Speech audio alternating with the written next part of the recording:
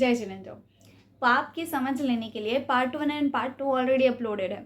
उन 2 वीडियोस में हमने ये समझा था कि पाप क्या होता है, पाप का बंधन कैसे होता है, और हमने 9 पाप्स तक पढ़ा था। दैट इज प्राणतिवाद, मृषावाद, अततादान, मैथुन, परिग्रह, क्रोध, मान, माया, लोभ। अब आगे के आज इस वीडियो के द्वारा हम पढ़ेंगे। 10वां पाप होता है राग।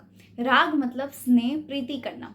दैट इज आसक्ति, मतलब किसी के साथ कनेक्शन, किसी के साथ ममत्व रखना, किसी के साथ आसक्ति रखनी, किसी भी चीज़ या इंसान के लिए अट्रैक्शन रखना। दैट इज राग।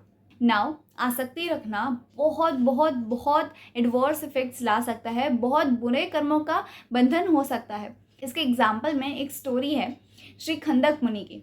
उन्होंने एक काचरा छीला था और उसको छीलने के बाद जब उन्होंने देखा तो उन्हें बहुत आसक्ति हो गई अपने स्किल पर। मतलब मैं जैसा काचरा तो कोई छील ही नहीं सकता, मैं जैसी स्किल किसी में है ही नहीं। अब ये जो राग, ये जो आसक्ति उन्हें अपने स्किल पर हो गई, उन्होंने जो काचरे को छीला उसके लिए उन्हें आसक्ति हो गई।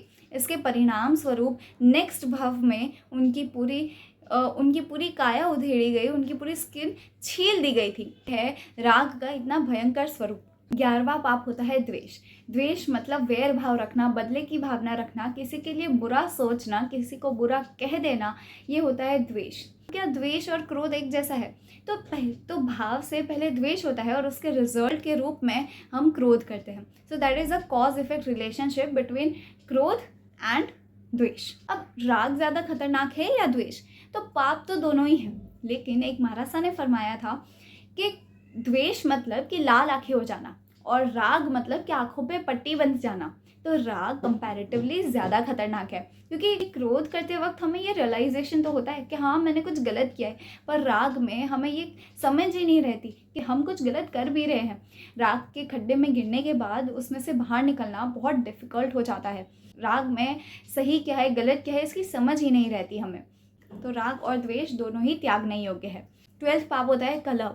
कलह मतलब क्लेश करना। कुछ लोगों की आदत होती है हर छोटी छोटी चीज़ में झगड़ा करते हैं, या फिर अगर कोई झगड़ा कर रहा हो और वो देखकर हमें मज़ा आ रहा हो या हमें थ्रिलिंग लग रहा हो तो वो भी पाप में आता है। इसीलिए किसी के बीच में झगड़ा हो जाए ऐसी इच्छा कभी नहीं रखनी चाहिए। 13वां पाप होता है अभ्याख्यान। अभ्याख्यान यानी झूठा कलंक लगाना, किसी के लिए झूठा आरोप लगाना। जैसे कि 2 इंसान बात कर रहे हैं और हम तीसरे इंसान के लिए झूठा कलंक लगा रहे हैं, गलत बात कर रहे हैं उसके बारे में कि उसने तो ऐसा किया था, जबकि ऐसा कुछ था ही नहीं।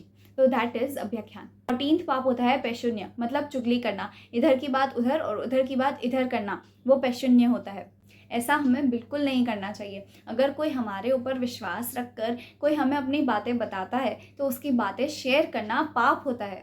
गर्ल्स में ये मोस्ट ऑफन देखा जाता है, पर ये बहुत गलत है। 15वां पाप है पर परिवाद। पर परिवाद मतलब दूसरों की निंदा करना, दूसरों के बारे में अपशब्द बोलना, गलत बातें करना, उनकी बुराई करना, टू क्रिटिसाइज अदर्स।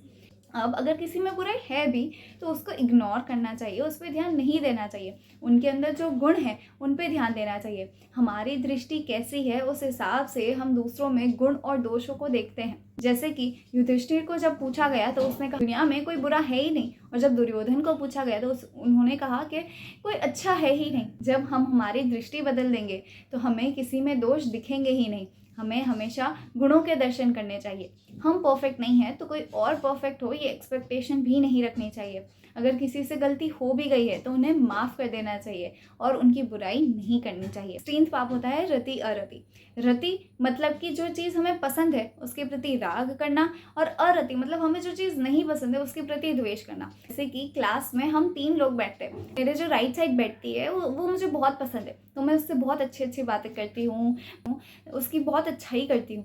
बट जो मेरे लेफ्ट साइड बैठती है वो मुझे बिल्कुल पसंद नहीं है, इसीलिए मैं उसकी पूरे दिन बुराई करती रहती हूँ, हर चीज़ में ताने मारती रहती हूँ। ये है रति और ये है अरति।